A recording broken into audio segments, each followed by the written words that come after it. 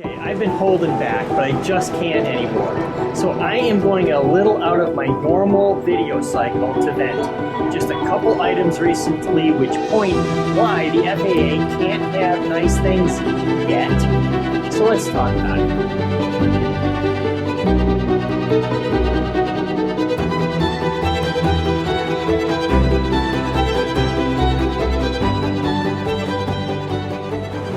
So the FAA released an update to the brand new air traffic control system requests for solutions. Simple, new administrator and a short delay, not unexpected at all. Amendment 5, published on July 18th, an update to the schedule. The FAA is continuing to review feedback, assess, and refine the request for solutions. A new publishing data will be determined. Let me read that again. A new publishing data will be determined. What the heck does that mean? What is unexpected is the quality control is nothing short of horrible. Well, this time they spell checked it at least, but the word date turned into data.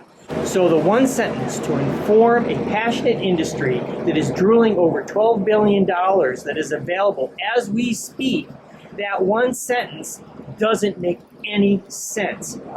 And this highly visible blunder occurs when the Secretary of Transportation is doing everything he can to get an additional $19 billion for the project. Now, if you get your news from Politico, they published this not verbatim, they corrected the words. So if that's your source of news, you would have missed this. But the official part on sam.gov is where the error occurs, which is why, in the most simple, obvious form, why the FAA needs to get out of the way and allow industry to lead this effort. Absolutely unbelievable. And to pile on, President Trump's 30-day deadline for a draft beyond visual line of sight rule came and went in early July with no rule in sight. It's the second major delay since the FAA was first expected to release a rule in September of 2024. A new Inspector General report released the details of the FAA's waiver process, which is what supports the buildup for a new rule, and it isn't built to scale. They don't even have a single searchable repository for information to analyze trends or issues. Obviously, deadlines don't mean a whole lot either, as this one may have been 30 days from the president, but there are only about 1,000 days left to modernize the entire ATC system, and they can't get that paperwork over the goal line either. Unbelievable. Oh, and to pile on even more as we train our new generation of air traffic controllers who are getting a bonus for completing the scrutineering they get at the academy in Oklahoma, many have reached their facilities and received a bonus check. Great news. Oops. The oops is a really big bonus check. It's way too much. And now they have to pay it back.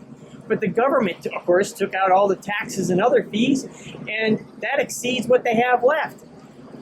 But they have to pay the whole thing back, and it'll somehow work out on their end.